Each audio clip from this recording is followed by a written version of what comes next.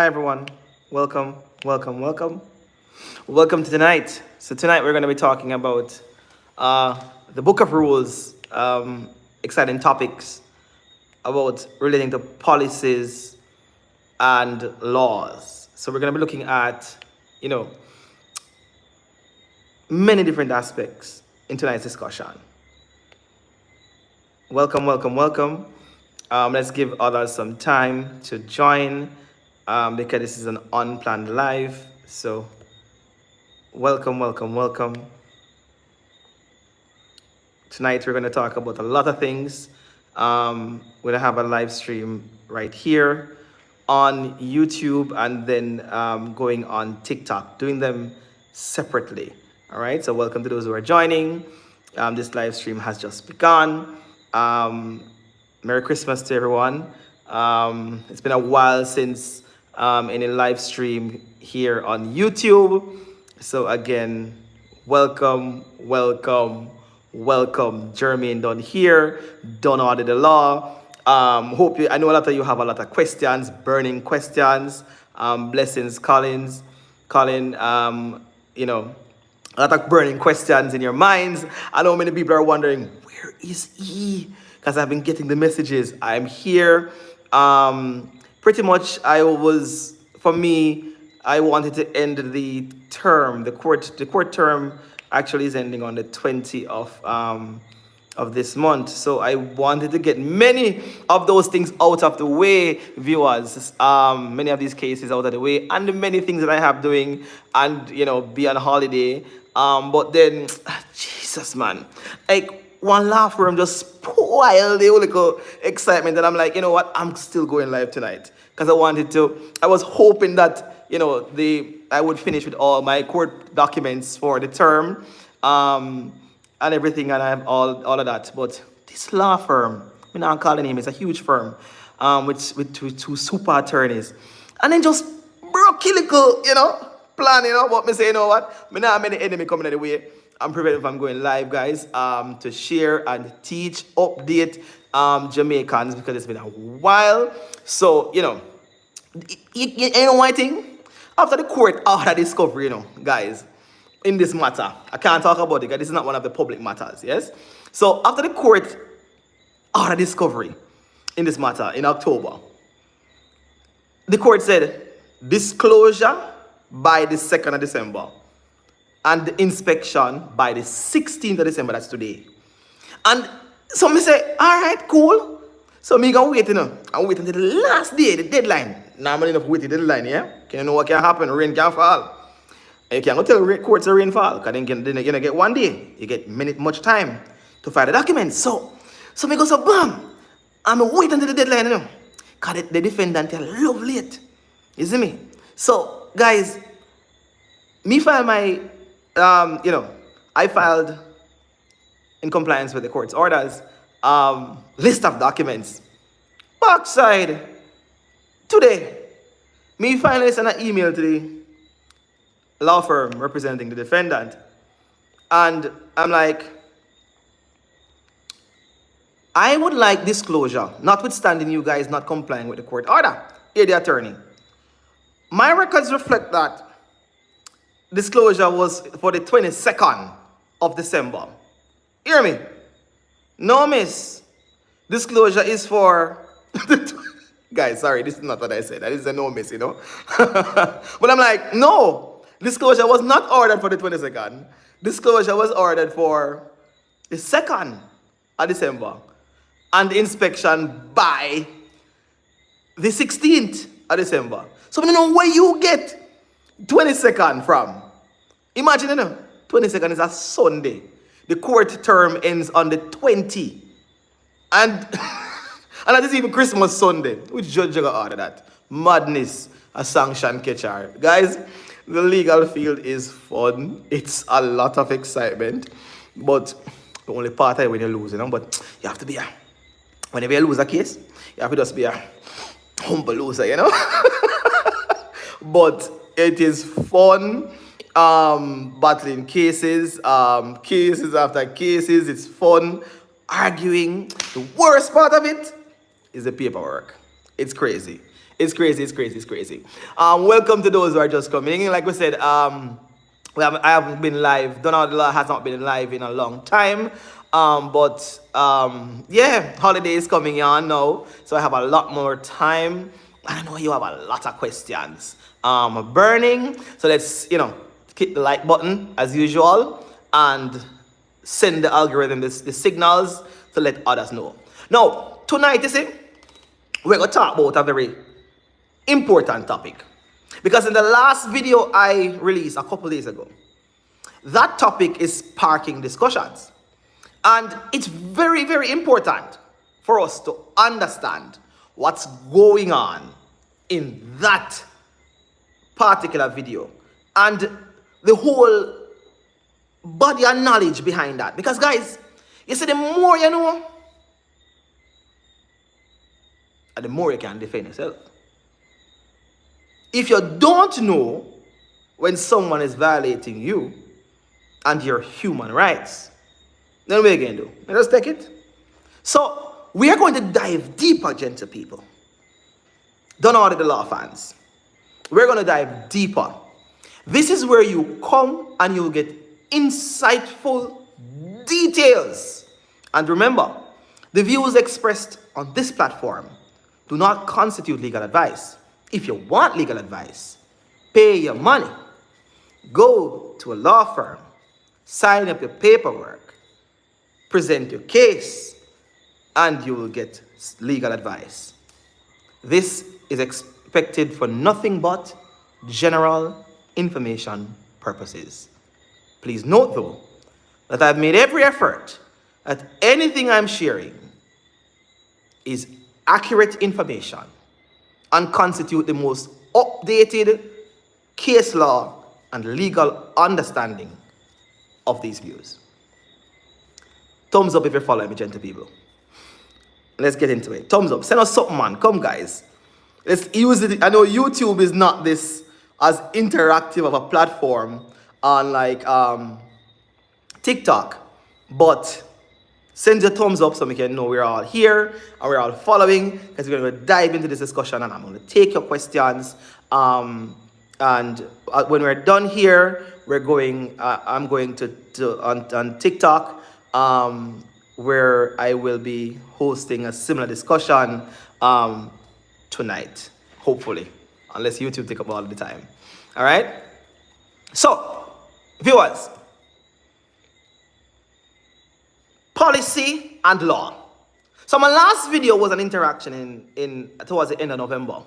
And if you look at that video, viewers, what you will recognize is that there was a very cordial, nice, friendly interaction. Friendly, but notwithstanding, there was exertion of authority by the constable. Now, the constable was quite cautious in how he approached me in the conversation or in the interaction. Yes? He was very cautious. Now, in that interaction, you will hear me mention about policy. And yes, people, we all know, we have all been told, we all should understand that on the surface of things, policy is not law. Policy cannot be contrary to law. So let us put that out there right now. So, my position is simply this. We must understand that though policy is not law, if a law states that you must comply with policy, then that policy has the force of law. May I make sense? Send me something, man. Thumbs up, something. And I said, I know YouTube is not that interactive like TikTok and other platforms, but send something. Make you know we are following. Yeah? So I'm going to repeat for emphasis. We all know and should understand that policy is not law. However, if there is a law that states that you must act in compliance with policy, it means that the law has now given that policy the force of law, which means failure to comply with the policy is failure to comply with the law. You get it? And that will take us into understanding how the laws that governs the force, the Jamaica Constabulary Force, how them the law they work. Ready now? Now, I have some very smart viewers and subscribers and followers. And I know many of you have been on the platforms and you have been saying, Mr. Dunn, policy and no law. What are you talking about? Let's start to talk about what law is. Law. What is law? Well, we can start from the Constitution definition. The Constitution says law includes any written or unwritten rule of law. Our courts at the highest level has defined law to include common law. You know what that means? Judge-made law. What is a judge-made law? The court's interpretation of the written law and also unwritten laws, such as natural laws, natural human laws that are not written. When the court interprets the written statute, the natural law, human rights, all of those things, the court come up with what is called the common law and formulates what people know commonly to be called judge-made law. Let's go to another part of it. We have statute. We have to understand how things work, you know. Come on, if we fully understand what going on. Statute. Now, statute is what passes in a parliament. When parliament meets, it passes statutes. Those are the written laws. There is a law called the Interpretation Act. You can go Google it. That law states expressly that every law, save and except where the law itself say otherwise, is bound by the Interpretation Act. So you basically use the Interpretation Act to interpret that law. And what did I say? Now hear me now.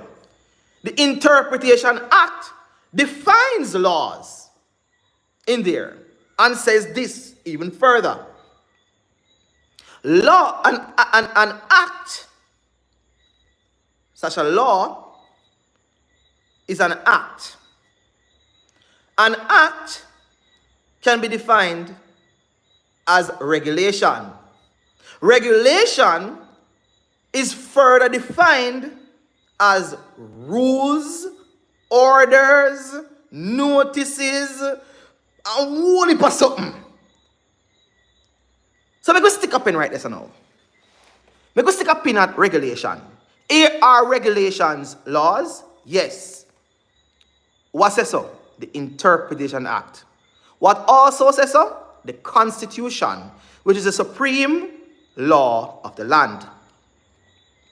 The Constitution says written or unwritten rules of law is law.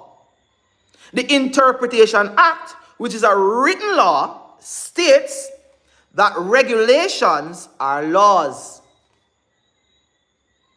The said Interpretation Act defines regulations to include, I'm not listing all of them, rules, emphasis, rules, orders, notices. All of those things are regulations. I will say again, regulations are laws. Thumbs up or something, viewers, if you're not follow. Make sure you're not following before we move forward. We clear? Send a signal.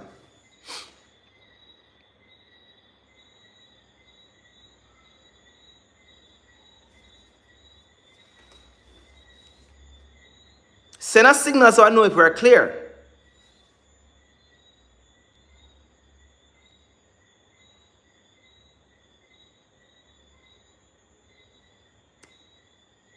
know this app, this YouTube is not as interactive in terms of the widgets and the tools that are available. But let me know you're following.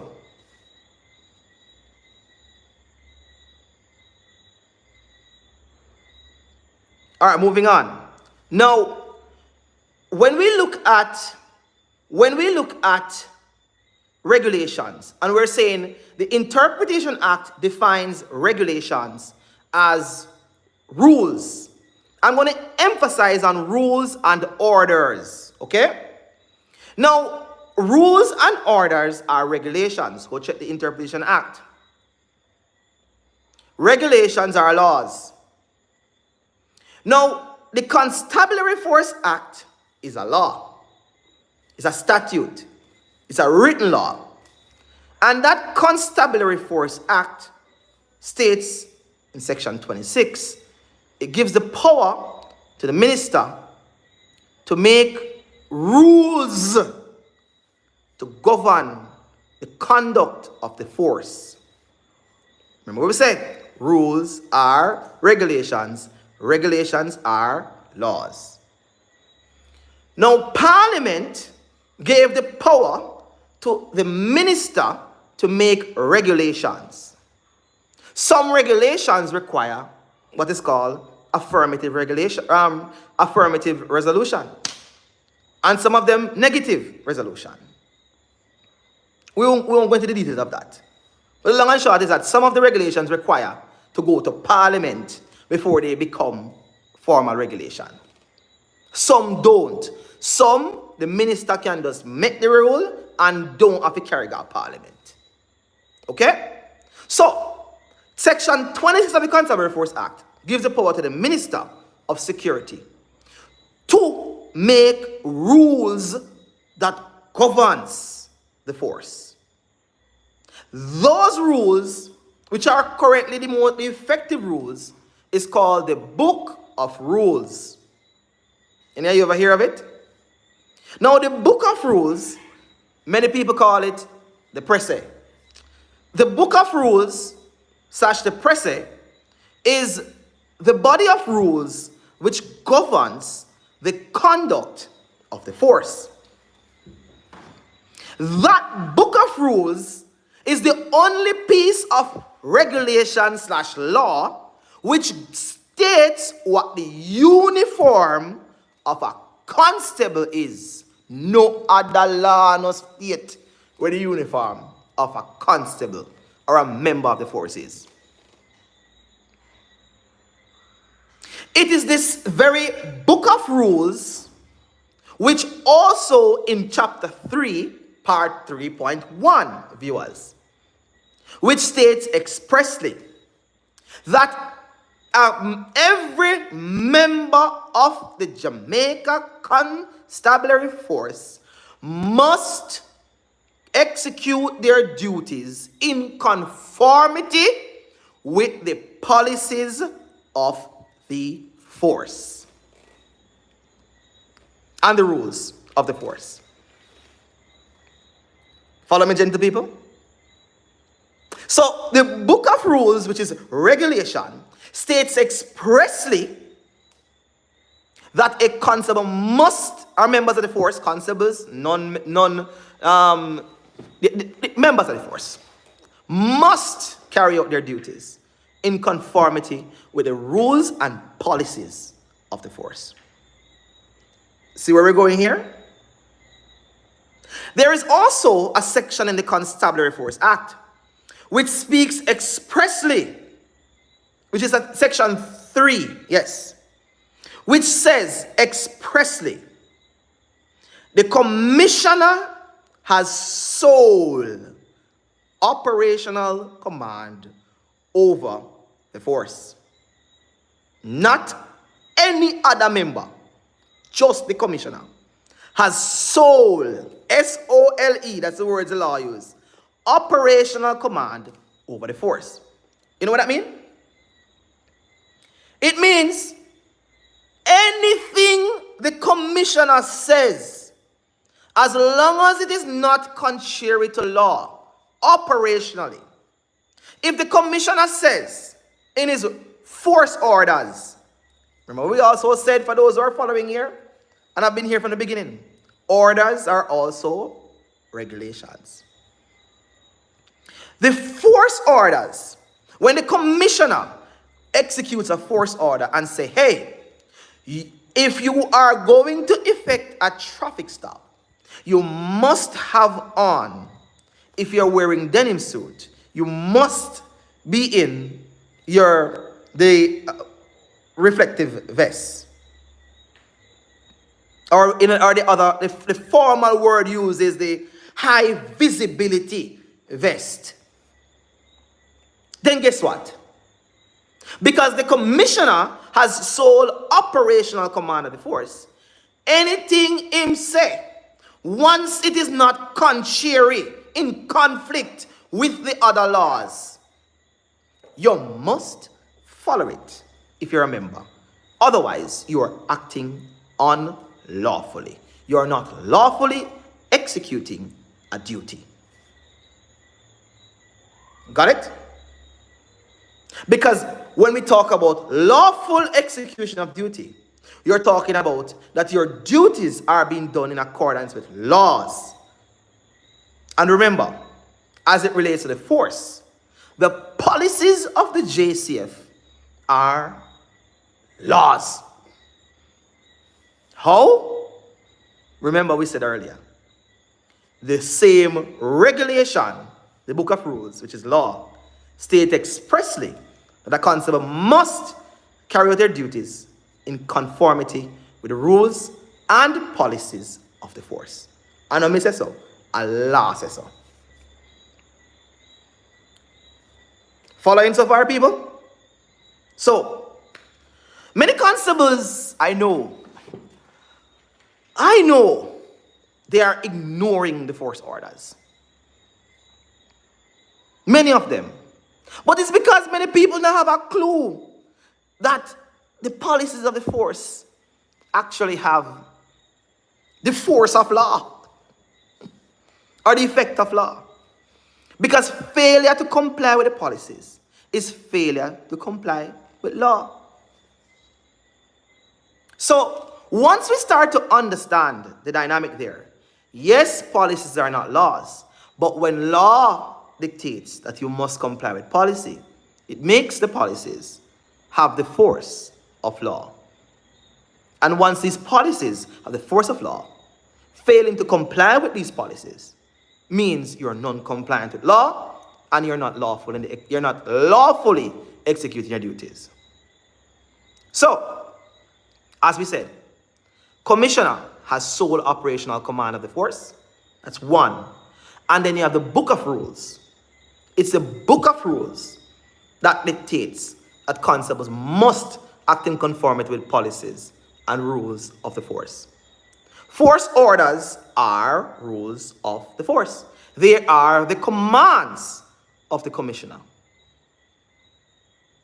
Take, for example, the very same force orders which are effective today states expressly that make it very clear, that a constable is not in uniform if the constable doesn't have their regulation number clearly visible. I'm emphasizing. If a regulation number is not clearly visible, the constable is not in uniform to lawfully carry out a traffic stop. Now, there are other variations of the uniform which are allowed for other duties, but not to effect traffic stops. Other operational duties. If a constable is out there to offer support to the other officers who are wearing their denim suits and are in high visibility vests, and those ones again must have on regulation numbers on that vest. Regulation number clearly displayed. If that is not the case,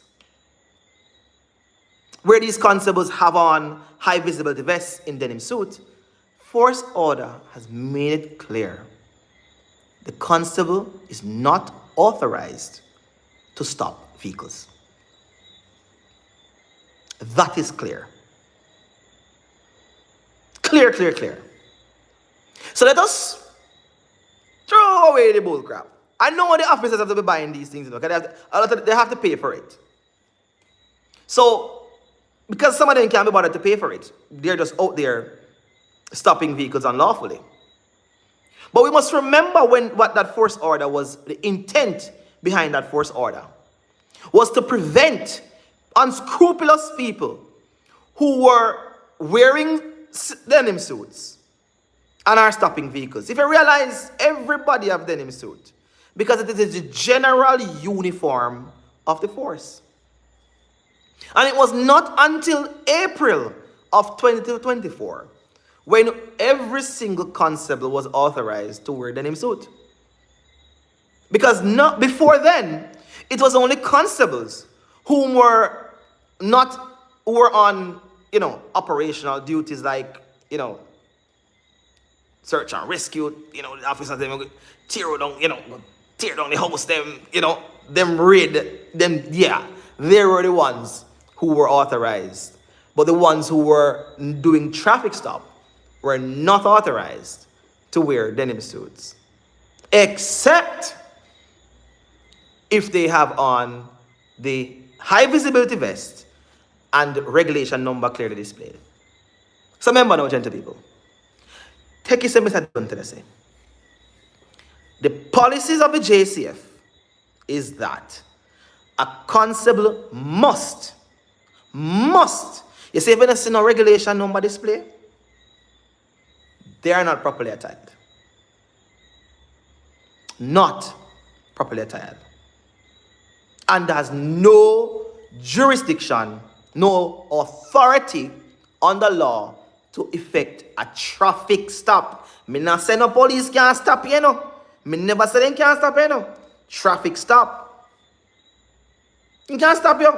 But it cannot be to check documents and all those things that they, because them suspect some offense. No. They can't stop you. For whatever other reason. Like how me could have stopped you. Yes?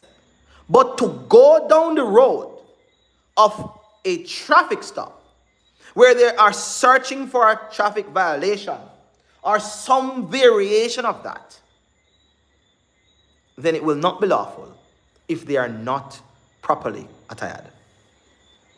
The red seam is still the uniform of the force. If they're wearing the red seam, that's fine.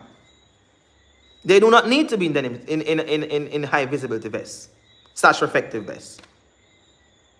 If they're wearing the khaki, they do not need to be in high visibility vests. But any khaki except the rank of inspector or above, there's no need for regulation number to be on the uniform. And that is if they're in the khaki inspectors. Below that, sergeant, corporal, constable must have regulation number clearly displayed when effecting a traffic stop. Otherwise, a traffic stop is unlawful down to the T. Following, gentle people? Hope you're following. Because I'm trying to be as clear as I can here. Questions? I see Envy Murder. You said, can you repeat? I just joined. I hope you're following even though you just joined, okay? Hope you're following. You can always catch because YouTube automatically uploads this video, so you can catch the rebroadcast of the video. But yes.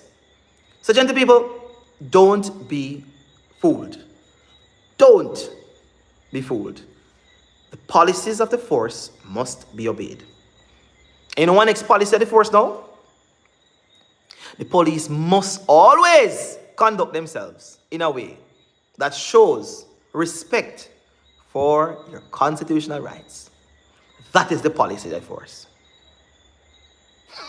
Says when police officer decides, say, he might go just get up and arbitrarily stop vehicle because he wants to check documents, there is no respect for human rights there.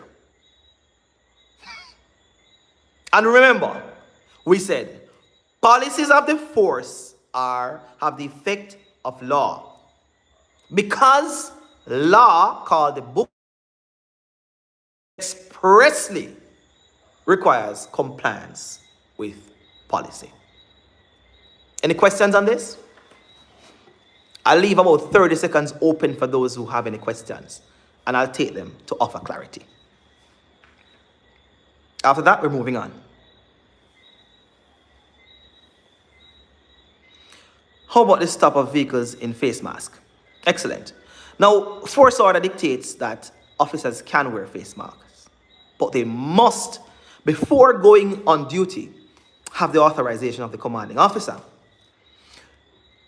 If the officers are in face masks, the force order dictates that at least one must have regulation number clearly visible for identification purposes. So, if you see a bunch of officers in face masks and none of them not have regulation number displayed, you can run if you want. Yep, if you want.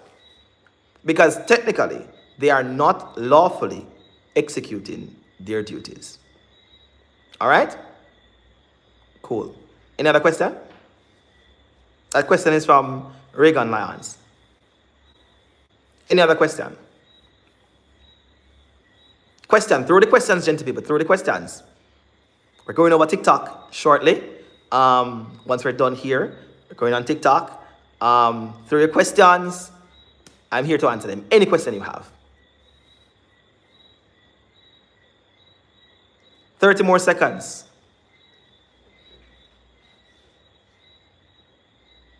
Seems like everybody is clear. Send some thumbs up or something because it seems like everybody is clear so far. I like when people are clear, you know, but send some confirmation. Let me know that we're all clear.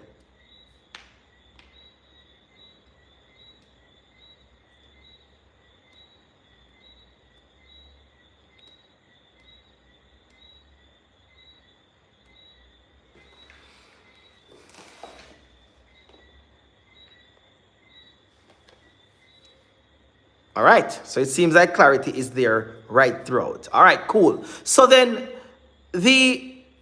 on another note, now that we're all in a better place of understanding that the policies such as the public interaction policy, the use of force policy, and all of those policies must be complied with. Yeah, because the law says so. And I just, willy-nilly like any other policy. We don't have the force of law. The laws that govern the JCF makes it clear that those policies have the effect and the force of law, because the law dictates that they must be complied with.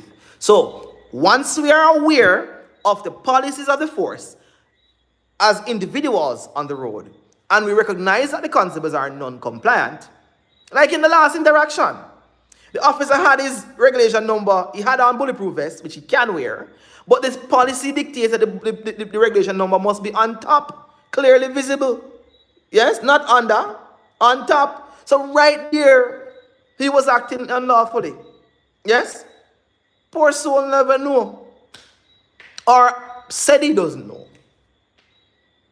But I can understand why they are taking this approach. Because it seems that the constables don't know that though a law like the Road Traffic Act will say, a constable, will say, for example, that a constable can stop a vehicle in the execution of a duty. Remember, one law no govern nothing. So not because the Road Traffic Act says a constable can stop a vehicle in the execution of his duties. No means that is the only law he must comply with. And not because that law no say nothing about uniform and no say nothing about reflective vest. Yeah? Or high visibility vest. Not because that specific law no say that. One law does not govern conduct. As long as there is no conflict with all the other laws that are surrounding the entity and how it conducts itself, once no contradiction in them, then the common law, as it relates to interpretation of law, is clear that you must comply with all the laws. Everyone will govern the conduct. Every single one. So, for example, I know a lot of constables out there, they will like to say, I'm stopping you under the Firearm Act. The Firearm Act is not the only law that governs offensive weapons. It is a special law, but it is not necessarily in contradiction with the Offensive Weapons Act. A lot of them like to stop people and start searching people for offensive weapons and not showing their IDs. Like, don't order the law. We'll always say. That is how these criminals who can afford attorneys who have a lot of up there will say, but hold on. Was he lawful executing his duty?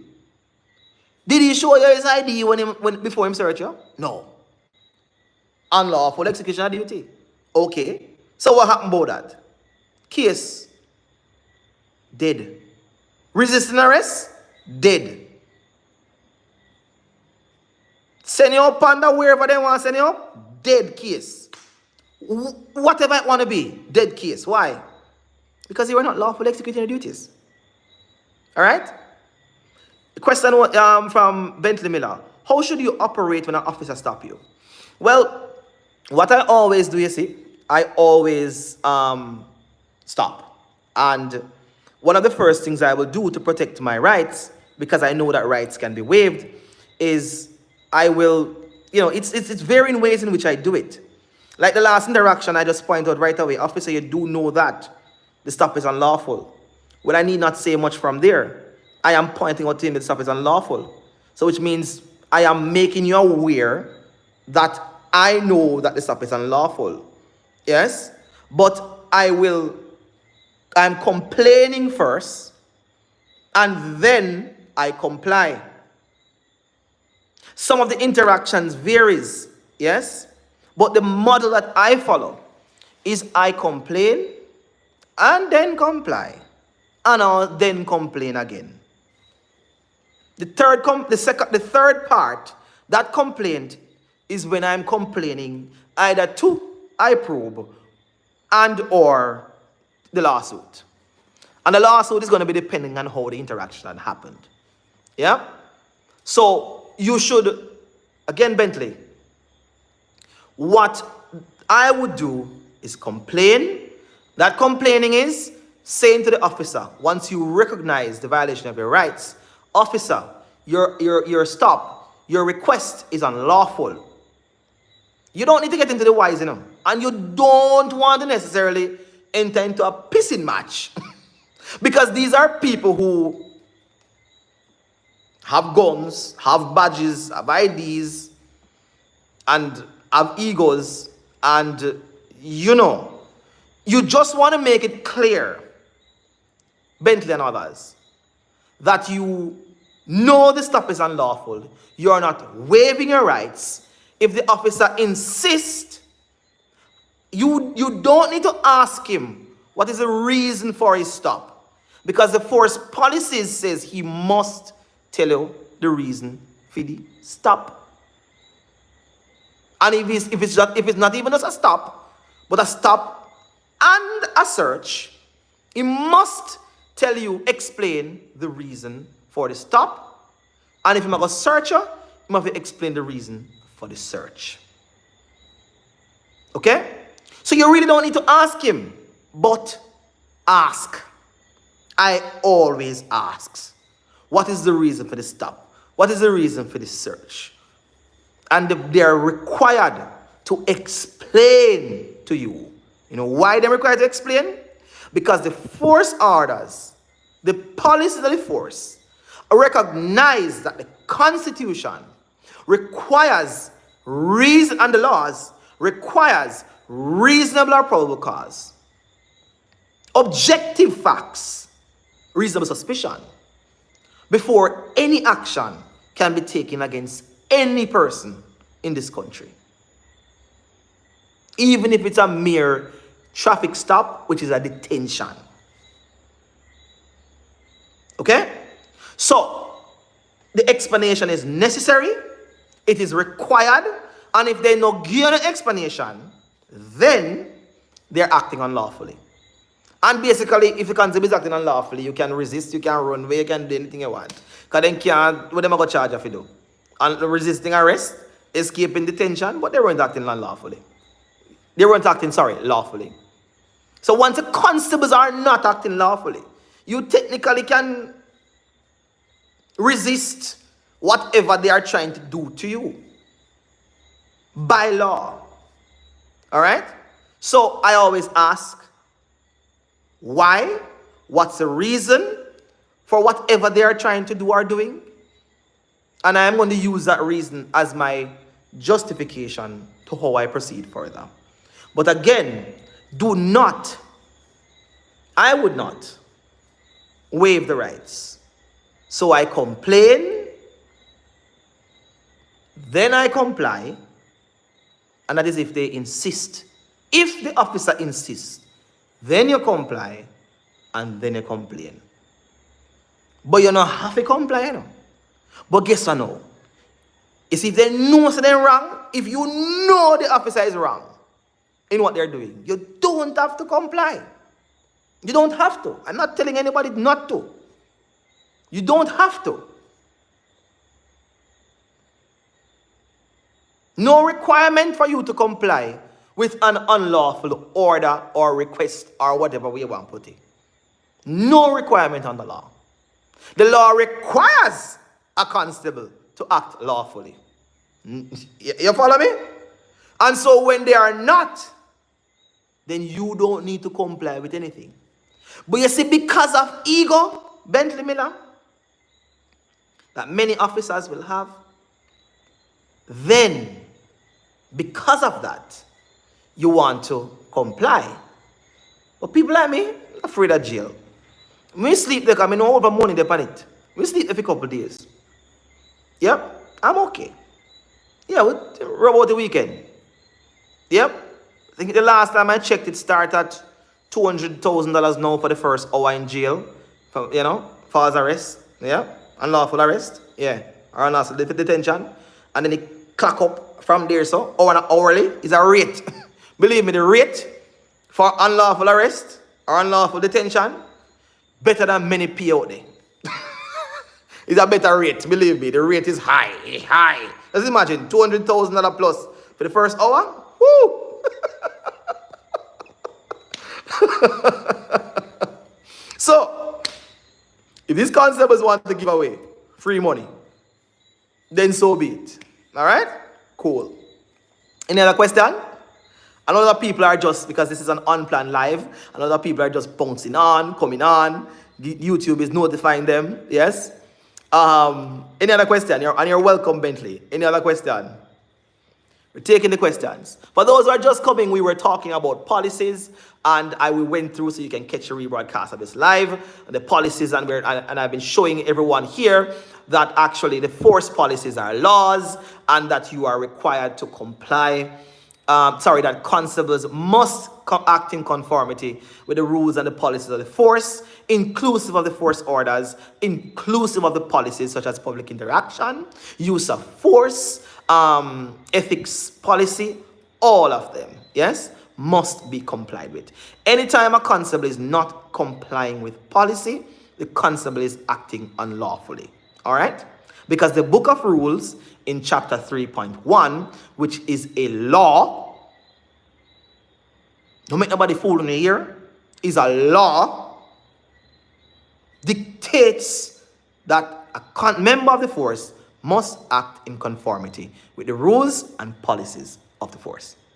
Failing which, every policy dictates strict disciplinary action for failing to comply. What am I going to think when you can choose not to comply with policy?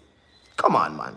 Anyway, so, Tim, police stop you and want to go in your phone. I'm going to try to figure out what you're asking. Police stop you and just want to go in your phone like that.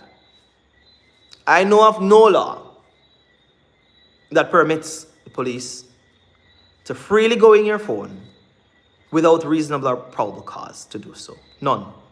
I don't know of any. And again, reasonable probable cause requires the officer to have an honest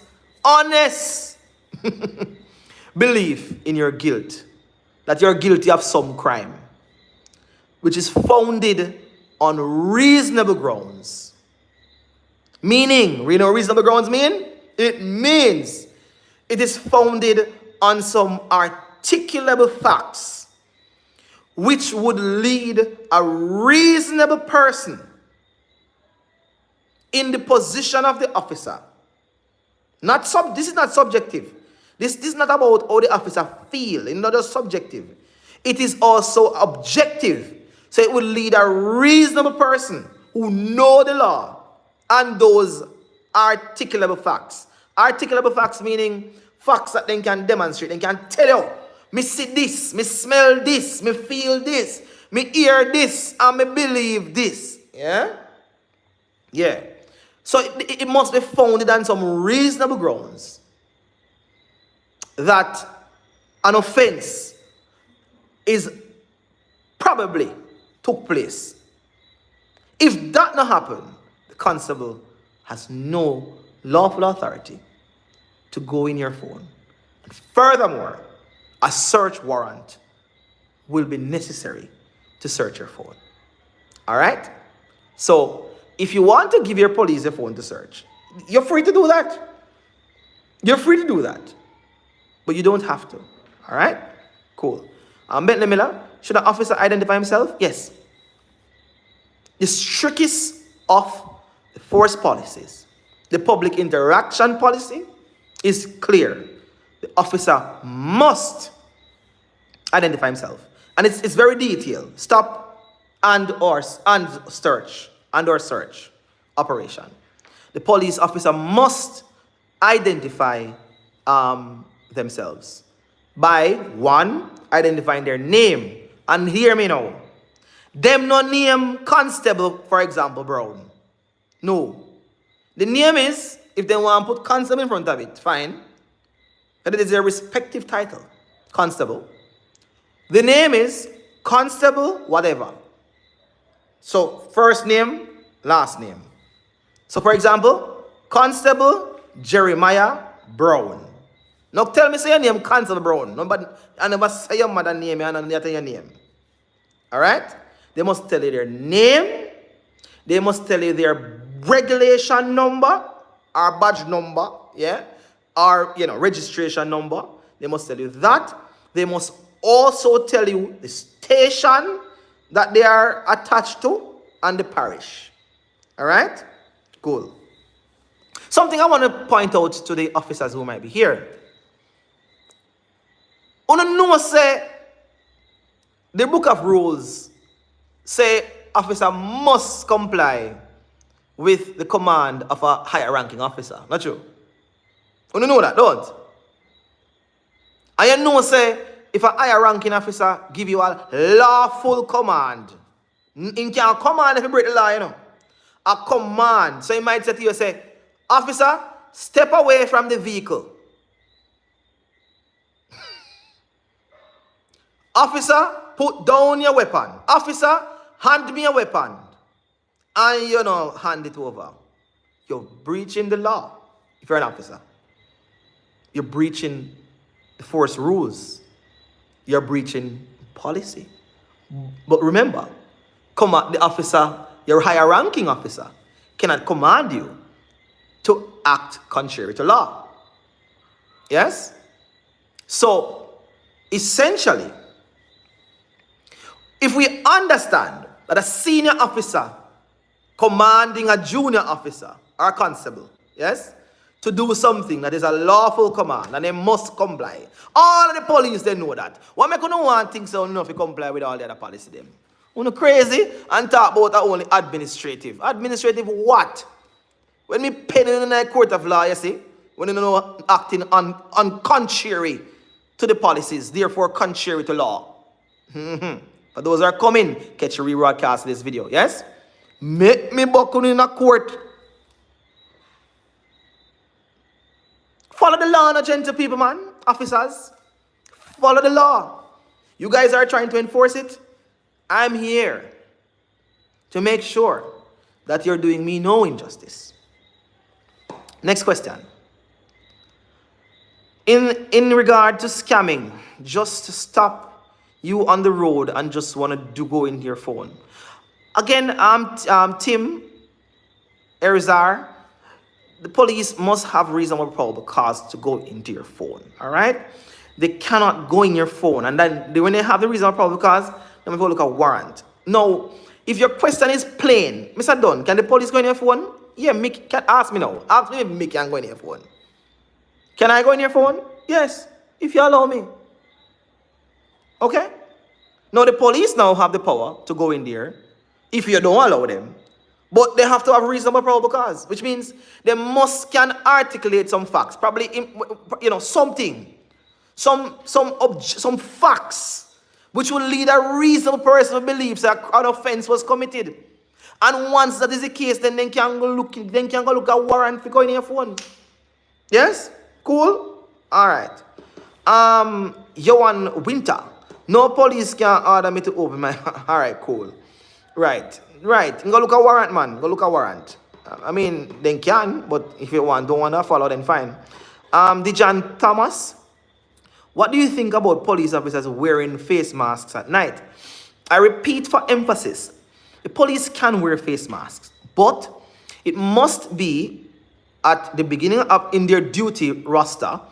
The commanding officer must authorize the wearing of mask. The force order, I don't remember the exact number of the force order right now, but the force order that allows that, it's I want force order from about 2014, somewhere down there. So, but they're still in effect. Yes, the force orders make it clear that if the officers are wearing masks, at least one. So first they need the permission of the commanding officer, and that must be in the station diary, blah, blah, blah, blah. Yeah, that must be written there that when they were going out, they got permission to wear masks. Cool? Otherwise, then they're in a uniform. But you won't know that until after the fact anyway, right? But what you can look for is when the officers are in masks, there must be at least one who is wearing regulation number, so you can identify at least that one officer, because the identification of one will identify the all. Because the purpose of the face mask is to conceal identity, and that is normally for special ops, yeah, not for some non-special ops. All right, so yeah, that's that. Andrew Reed, what happened if you have an unpaid traffic ticket for 14 years? If you decide to pay now, can you pay without additional penalties? No. If your traffic ticket is 14 years old,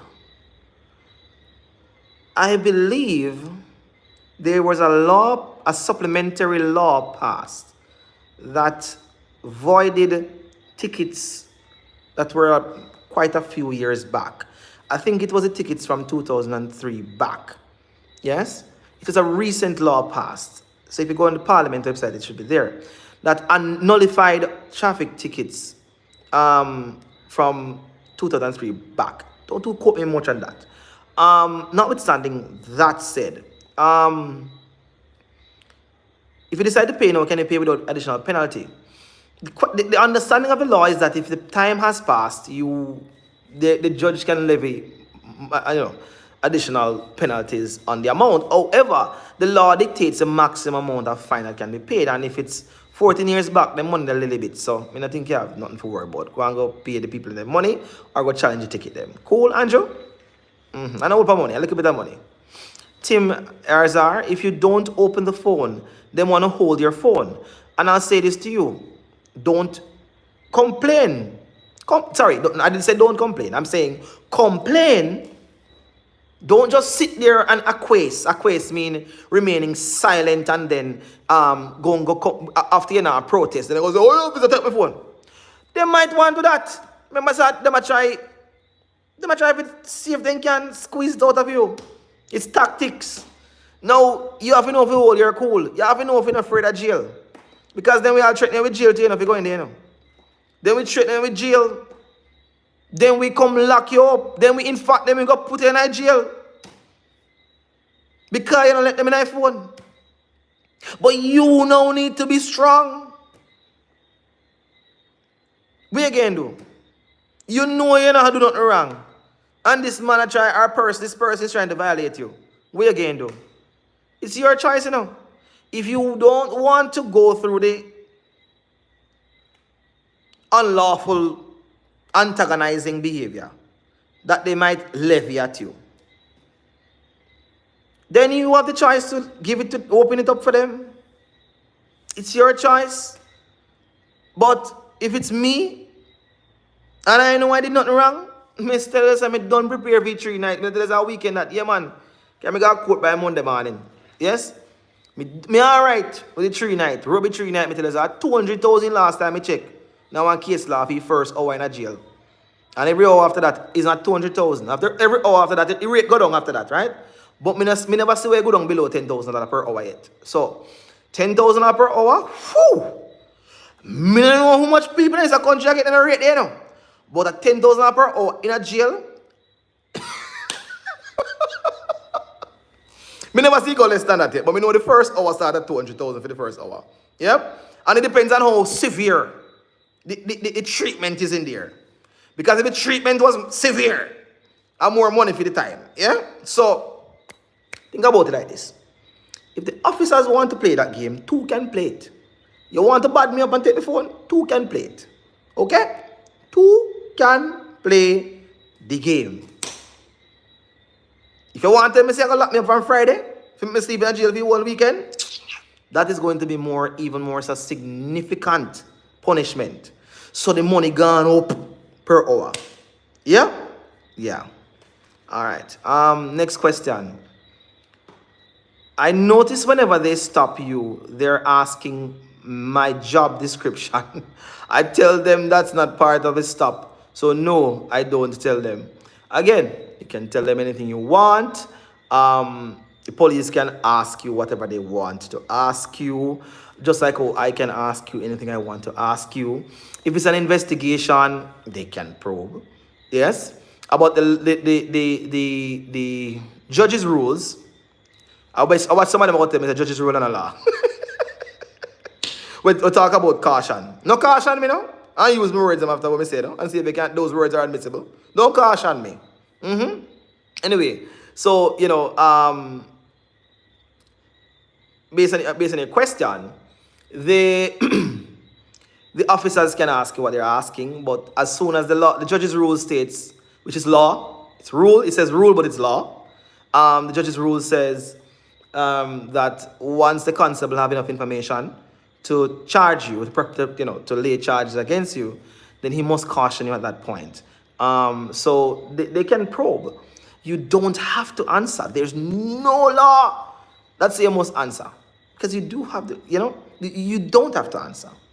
One of the things I want to make clear, though, is that there is a constitutional right to remain silent, but that is only if you are charged with an offense. There's no right to remain silent under the Constitution if you are not charged. So they can ask you probing questions. There's no law that says you have to answer.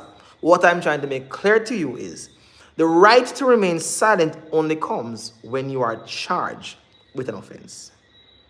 Got it? Right. And that includes when an officer decides to give one traffic ticket. Because that is you being charged. Okay? So, you don't have to answer questions. What is the maximum amount of cash? This is a DJ Too Short 1. What is the maximum amount of cash you are allowed to move around in Jamaica with as a Jamaican citizen? $1 million or less. Nothing more than $1 million. The Proceeds of Crime Act ban traveling with anything more than $1 million in cash. Okay, moving on. And that's per day. We live and learn. If the police try to stop and search a tourist visiting, does the same rights apply for them? And do you have to tell the police where you are traveling to, if asked, or can you refuse? Okay, let's start with the first part of that question. If the police stop and search a tourist without visiting, does the same rights apply? The Constitution of Jamaica did not say the rights are for citizens only. It says every person lawfully in Jamaica. Okay, that's really what it. Yeah. Every person. So some of them says every person lawfully in Jamaica has the right to freedom of movement. That one says that. The other rights, the rights to protection from unlawful search, it says every person. It did not discriminate. It says every person.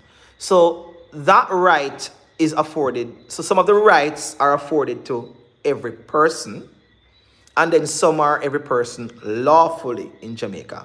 So some people who are not here lawfully still have some of the constitutional rights, but some of them are only allowed for people who are lawfully in Jamaica. And that is why once you're lawfully here, you have the right to freedom of movement.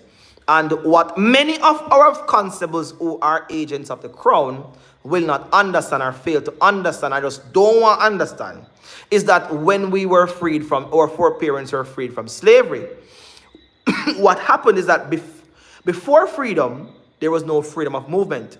One of the products of the ending of slavery was that people who did not have freedom of movement now had freedom of movement.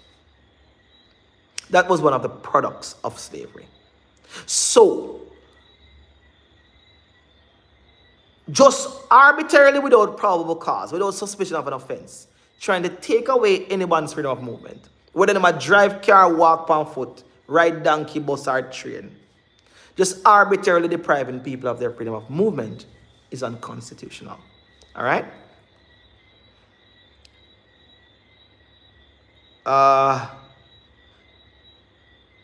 Do you have to tell the police where you're traveling to, if asked, or can you refuse? All right. There is the interaction policy. The police public interaction policy has I'm still addressing We Live and Learn. The police public interaction policy We Live and Learn. There is a procedure called stop an account. Now the stop an account procedure, all I now ringing in my brain right now. But the stop an account procedure is only available to the police if they really have reasonable grounds to believe that something is afoot, so they can stop and ask you to account. Okay? It's a part of the public interaction policy, part 8 something, 8.1 something, I believe, yes, in the police interaction policy. There's a procedure called stop an account. But again, that procedure can only be used if they have reasonable grounds, yes, to believe that something is off. But there are limitations to stop an account. The stop an account must be, the policy is clear that it must be, focused on inquiries relating to whatever the account is for. Yeah? So, I can talk on this a little bit more after I refresh myself with the procedure, stop an account. But there is a procedure called stop and account. But they must have some reasonable grounds for the account. Then can't just get up and want, where I come from? Where I go? No, I don't say it work. Yeah? So, and that is why it's always important to ask them. They ought to tell you, but you always ask, what is the reason for this antagonization? No use the word, but yeah, cool. Hope I answer your question. Tim, okay, all right, Tim Ayers are cool. All right, Andrew Reed, you're welcome. We live and we learn most of the time. They use investigation as a false pretense to look trouble. Yeah. And then when you start to, speak out, then they start saying, you're behaving boisterous, and try to use that as grounds to, say that they have reasonable cause to search you, and because you start defending yourself. But it is a defense. The defense is called, so basically if the police is doing something, it stop you unlawfully and you are, you start to raise your voice. It is a freedom of expression. It is protected under freedom of expression. And it is also a defense. Hold on, I'm going to tell you the defense name. Oh my God. Hold on. Hold on. It's actually a defense. It's actually a defense. Wow. I don't remember the term of the defense, but it's actually a defense to, they're basically trying to safeguard your rights by, yeah, if you start go loud. Yes, behaving loud is probably a contravention of the Town and Communities Act. But at the same time, you had to be loud, basically. The idea of the defense is you had to be loud to defend your constitutional rights. Yeah? And so, yeah, because no law no trump the Constitution. Yeah. Yeah. You understand what I said? Yeah. So, that's how that goes right there. DJ Short One. If you are stopped by the police with $1 million in cash, do you have to declare the source of the funds? Boom, boom, boom, boom, boom, boom, boom, boom, boom, boom, boom, boom, boom. I'm scanning my brain for the for that act there. Less than $1 million? No, none of his business. None of the business. The law no concern itself with anything over less than $1 million. Okay? Cool. So none of him business. Please and thank you. Respect my boss. Alright. Yeah man, cool. Johan Winter. Is there a 30-day grace period on motor vehicle registration? The answer is yes. It's a 1 month registration. Not 30 days, 1 month, basically. Alright. Distance music. If a team of police officers doing spot check, how will you know if a stop is lawful? The only way to know is to stop. Okay. You can tell if a stop is lawful from here. So, first place, what are the uniform I wear? If you can see what I wear and the uniform is, and you know what the force order said the uniform is supposed to be, and him now wear proper gear, you can drive and keep on driving. Okay? You don't need to stop. If the attire is not a proper attire, but you need to know what that is, you do not need to stop. You can drive and keep on driving. All right.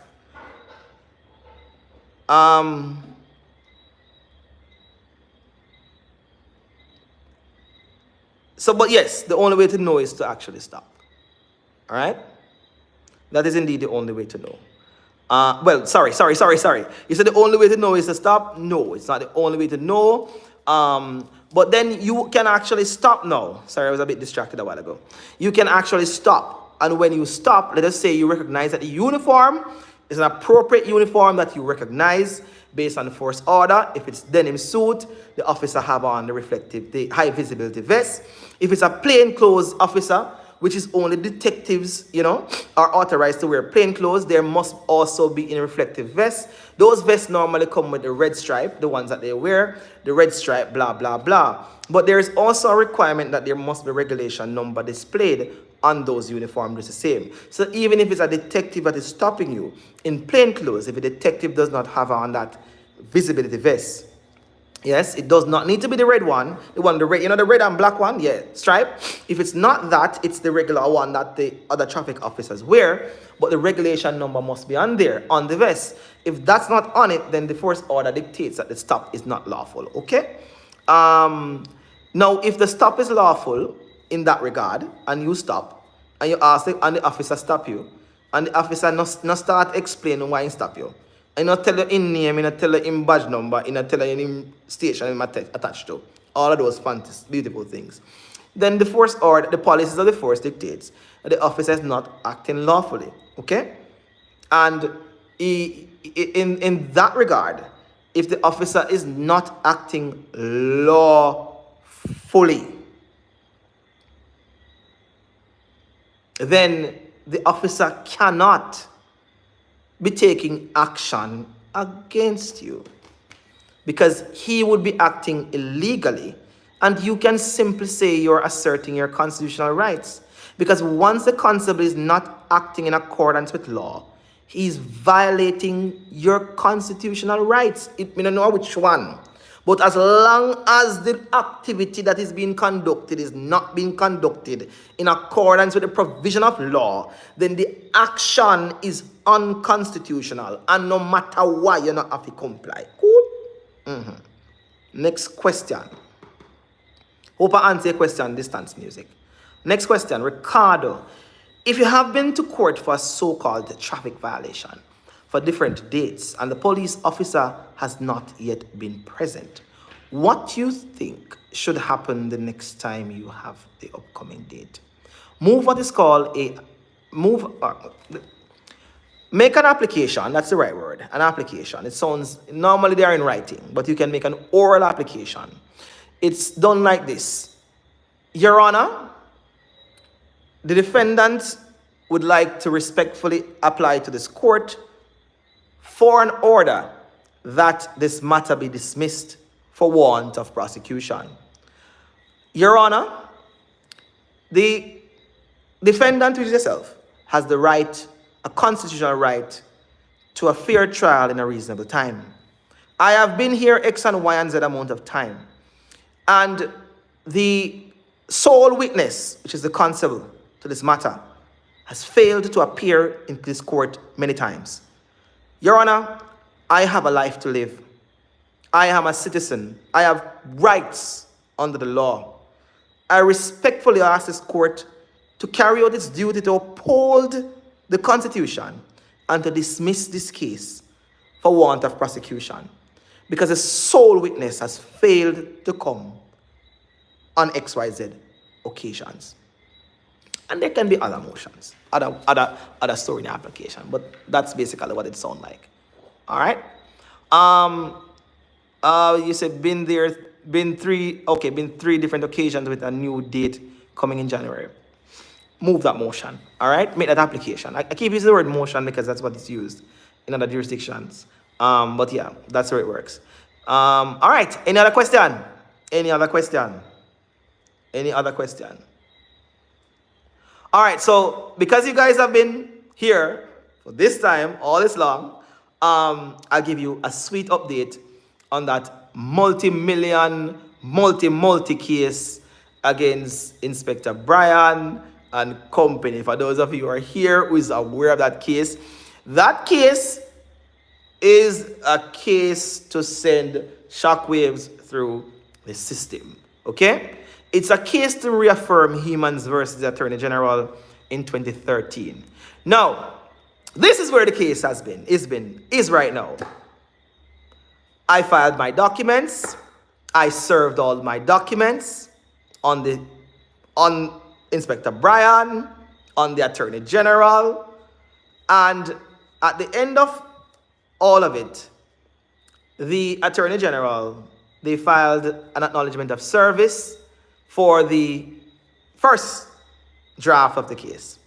I filed an amendment, and I've been filed an amendment where I combined about 10 interactions with the police in one giant 23-page pleading. Giant. Inspector Brian and the Attorney General failed to file a defense within the time prescribed by the rules of the court. Having failed to file their defense in time, I applied for what is called default judgment. You know what that means? You win without a full trial.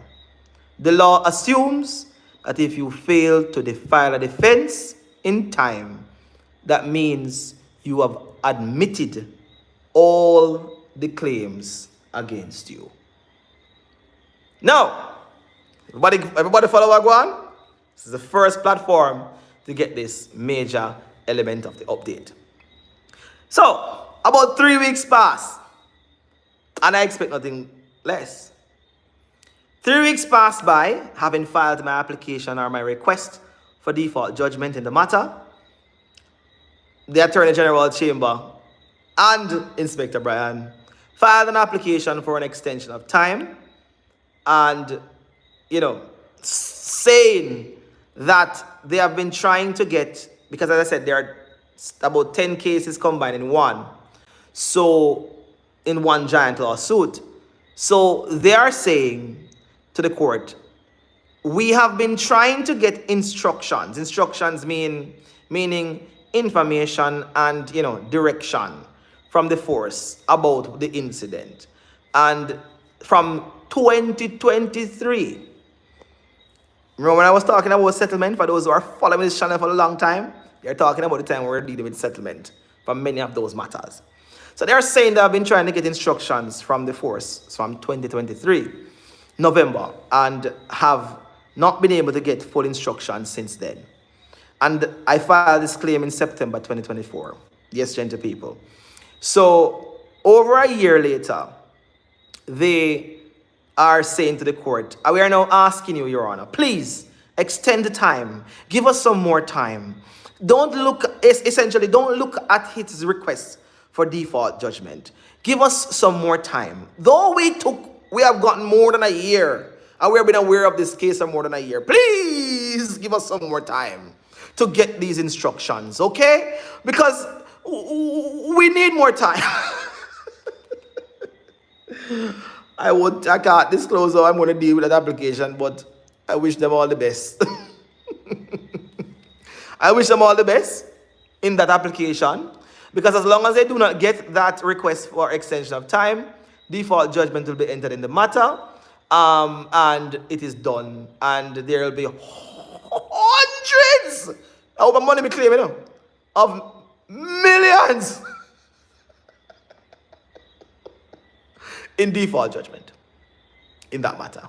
I do not expect them to get an extension of time. I cannot disclose why, but I don't expect it. I believe me, I know the law on extension of time, and when I say I know it down to the T. Yes, the law of extension of time, and I don't see we're in a fair court of law, and I have the confidence in the Supreme Court that they will get that extension of time. All right? So that's an update on that matter. So technically, as it stands right now, they lost that case. What they are trying to do is to come back in, get more time, asking the court to ignore my request. Hear them now? He can get cost. He can be awarded costs. In other words, I can be compensated for the prejudice I will suffer as a result of giving the extension of time. That's their argument. They're saying, pay him some. Basically, court, you can order us to pay him some money for the delay, and any prejudice that they will suffer. But we're asking for some time. So technically, if I prove that I'll be prejudiced by millions of dollars, for example, then for them to get back in, then they're going to have to pay those costs, Yeah, that is how it works. If I prove that I'm prejudiced by a large amount of funds, based on their delay and all that, amongst other things. So it's going to be a fun ride, but that is indeed coming up. All right, so I'll take these two other questions. I went to court on 2 different tickets, and I was told, this is you and Winter, and I was told that the case is being dismissed on my second appearance. All of a sudden, the police stopped me. They are seeing 2 unpaid tickets on my name. Okay, good. The same thing happened to me in that last interaction I posted, Yohan. It appears that the police system, I won't say too much, but the system where them have now work good. Because the system where the public have access to. I have 2 tickets that were dismissed in court.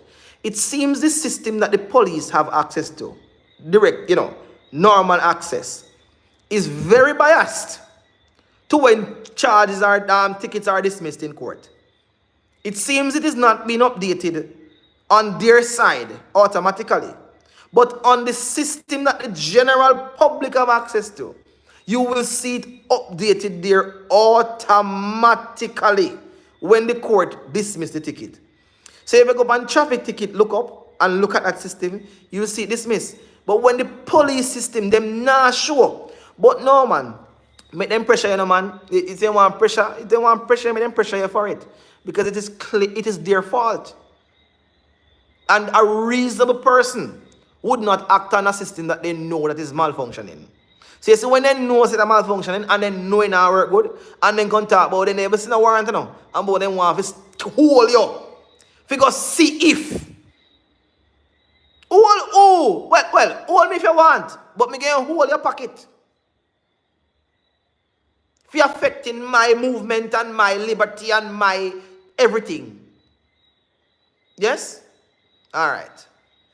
So it is not a one of the system our problem. The court system tend to clear the issue. It's a system that the police them have access to. Seems like it look like it connect with the court system so easy. It look like they're not connected because most tickets not get dismissed. Most people chicken out and go pay them quickly. So it look like that's why they maybe not connect. The system not connect with the one that the public have access to. All right.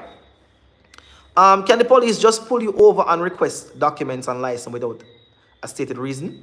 Can simple spot checks be characterized as legal?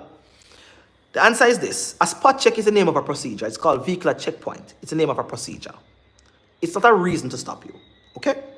A spot check procedure has certain things. Yes. So a spot check procedure, if you look at the procedure, they are it is done for traffic stop. And if you look at the police interaction policy as it speaks to traffic stop, etc., under a spot check, and you will look at the details of what is required, yes, and what a search is defined as under that policy that allows the police to carry out so-called spot or guides spot checks. A spot check is a search under the police public interaction policy. Okay? It is defined as a search. And a search is defined as examination, a systematic examination of person, property, and something else. Yes? So, essentially, as long as when the police is carrying out a spot check, what they are carrying out is a search. Now, when they ask for documents, because the procedure is a search procedure, they must search for offense. Whether them stop you and look on the vehicle or search your offense, or look in the offense, or whatever the case may be, at the end of the day, it is a search. When they request documents, I will always say to people, the cart can't come before, should not come before the wheel. The wheel goes first. You stop. A stop of a person's vehicle or when they walk is a detention. Every law in this country requires that before a constable can apprehend you, detain you, or arrest you,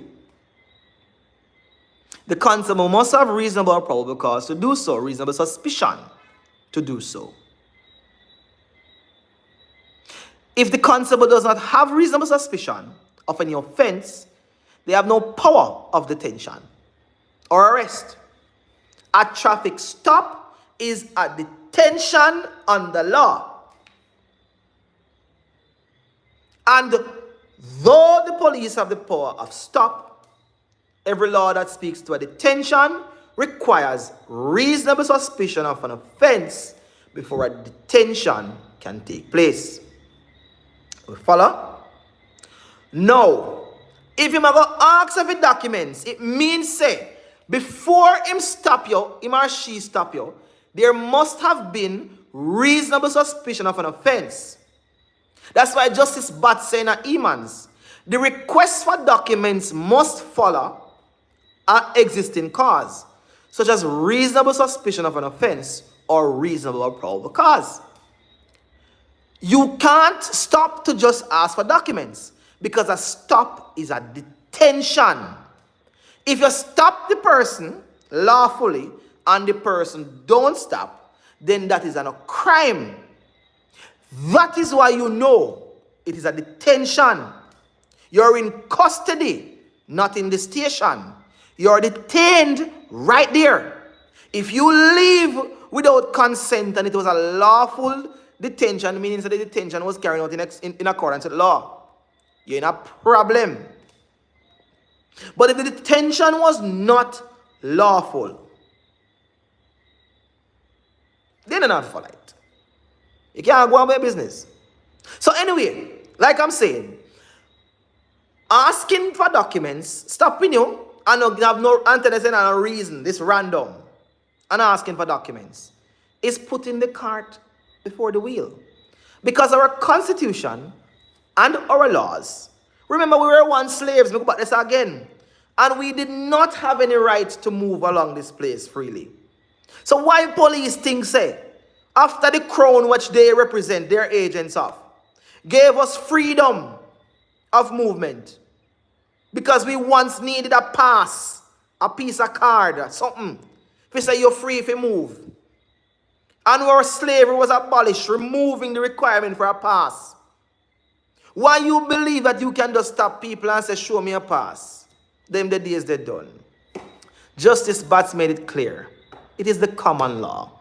Yes? Ignore it all you want if you're a constable. But you ignore it to the detriment of you breaking the law. Alright?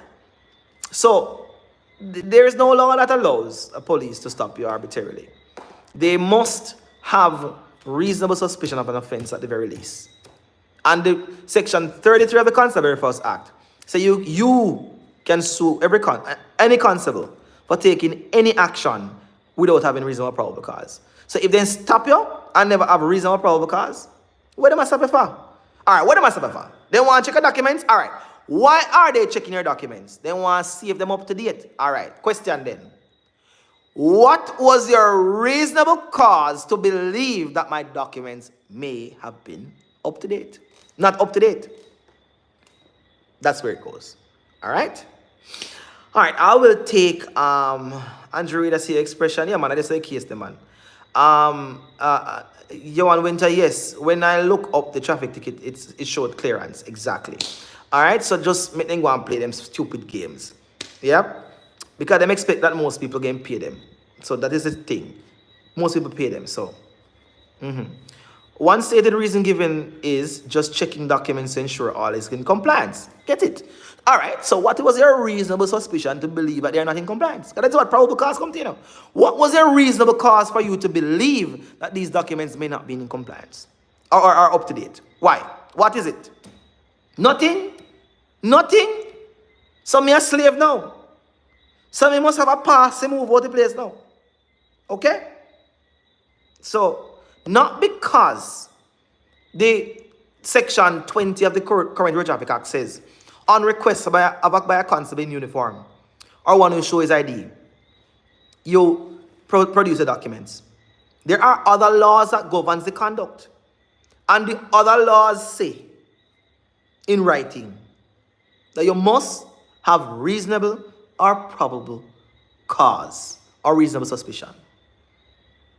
Alright? Traffic ticket or traffic offense, civil or criminal. This is distance music. They are criminal. They're misdemeanor. They are criminal. When you ask, they behave like they want. This is Endomac. When they ask, they behave like they want to get defensive, and especially when they stop you in those bushes like an ambush. Again, you just Alj, bless up, man. You just need to know the law so you can assert it, and always video record, because some of them lie. Them lie. So let it be known, gentle people, we are going to end here because we are going over on TikTok in the next 15 minutes, but we are going to end here on YouTube. But let it be known where the case stands, the multi-million lawsuit against the state, against Inspector Marcel Bryan from the Portland Police, is that case, I have requested default judgment because there was no defense filed in time, and the law presumes that when no defense is filed in time, the defendant has admitted. The defendant has, however, a couple weeks later, applied for an extension of time. I won't get into that, but just note, I do not expect the extension of time to be granted. They have pleaded to the court to ask the court to say to the court that, if he's prejudiced, compensate him for any prejudice that he may suffer. So, again, I will not get into the technicalities of the case. I do not expect the default judgment to be granted. Sorry, I do not expect the extension of time to be granted. I expect that the case will essentially terminate at that stage, except for some, unless the judge is probably some thinking women not think about yet, and believe that he want to see the whole thing flesh out right through, which I still see that I will still prevail. But that is where we are. Default judgment requested. Just imagine Inspector Brian is there trying to get me prosecuted for calling him a pig. And my sister allegedly calling him a Batman. Yes, he's trying to get us prosecuted criminally, to be known as criminals for doing those, for saying, or purportedly saying those words. Now, and him, no defense can file, no documents can file. If I even feel a little part there, then can't put nothing in there. And him there give statement, some full statement. And them can't file defense. Anyway. Alright, so Bentley Miller. So what if you don't know the law like that and don't know if you're right? Boy, Bentley, as me say, if you did that follow what me say, complain. No going on a pissing match if you don't really know if you told it over them. You have to know if you read the room. Complain. Tell them say no, say I violate them law, your rights. Demand all of your rights at all times. Then if you feel threatened, and you have all the way, if you have, comply. But comply only if they insist. That's what I would do. And then when they insist, complain later. Complain later. Where? To your attorney. All right? It was great having you all tonight. Don't order the law. It's been a long time. Happy to see you all here tonight. And I look forward to seeing you all in the next live stream. As I said, I will be on TikTok live at 9 o'clock tonight. So those on TikTok don't know I'm coming live. I'm just going live tonight. All right. I will be on TikTok live at 9 o'clock tonight. And for those who didn't catch the first part of tonight, you can catch it there and in the rebroadcast. Until next time.